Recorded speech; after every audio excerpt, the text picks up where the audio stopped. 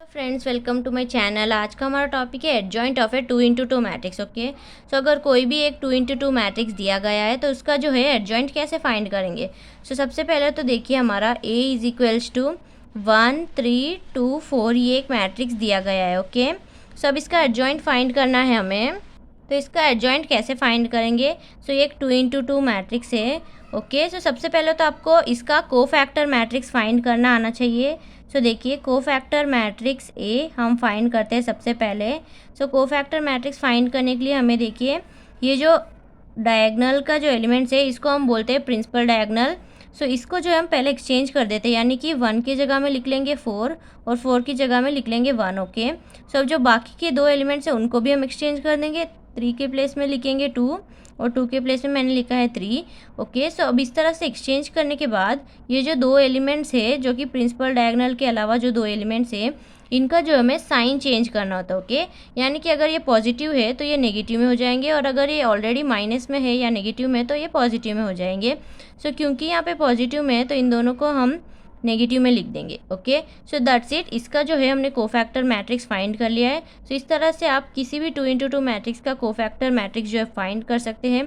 लेकिन अभी जो है हमें एडजॉइंट फाइंड करना है। ओके, सो एडजॉइंट को हम कैसे लिखते हैं, एड्ज ए। ओके, सो इस तरह से लिख सकते हैं हम। अभी इसका एडजॉइंट मैट्रिक्स फाइंड करना है तो हमें इसका ट्रांसपोज करना पड़ेगा। 4 -2 -3 1 ये हमारा मैट्रिक्स है, राइट। तो इसका ट्रांसपोज करना पड़ेगा। ट्रांसपोज का मतलब क्या होता है, ये जो रोज़ है ये कॉलम्स में बदल जाएंगे और जो कॉलम्स है वो रोज़ में बदल जाएंगे। ओके, सो मैंने इस पर अलग से वीडियो भी बनाई है, उसका लिंक आपको डिस्क्रिप्शन में मिल जाएगा, आप देख सकते हैं।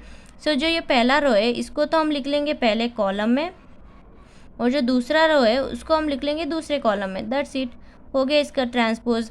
ट्रांसपोज का मतलब क्या होता है, जो रोज़ है उनको कॉलम में बदलना, या फिर जो कॉलम है उनको रो में बदलना। ओके, आप कैसे भी बोल सकते हैं।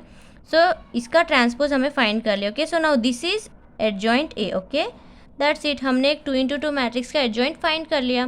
ओके, सो इस तरह से आप किसी भी 2x2 मैट्रिक्स का जो है एडजॉइंट फाइंड कर सकते हैं। सो देखिए, एक और एग्जांपल करते हैं ताकि आपको क्लैरिटी मिल जाए। So suppose A is equals to 2 3 3 -1। Okay, so ये है हमारा मैट्रिक्स। ओके, इसका हमें एडजॉइंट फाइंड करना है। ये एक 2x2 मैट्रिक्स है। ओके, सो पहले अब इसका हम कोफैक्टर मैट्रिक्स लिख लेते हैं। Cofactor matrix A is equals to, so इसको कैसे करेंगे हम, पहले इन दोनों को एक्सचेंज कर देंगे, दैट इज़ -1 और 2। अभी इन दोनों को भी जो है एक्सचेंज कर देंगे, बट यहाँ पे दोनों ही 3 है। सो ओके, सो अब हमने इसका जो है एक्सचेंज कर लिया है। अभी जो है हमें इन दोनों नंबर का जो साइन है वो चेंज करना है। ये पॉजिटिव में है तो ये हो जाएंगे नेगेटिव में। दैट्स इट, हमने कोफैक्टर मैट्रिक्स फाइंड कर लिया। अब हमने कोफैक्टर मैट्रिक्स तो फाइंड कर लिया है, अभी जो है हम एडजॉइंट फाइंड करते हैं।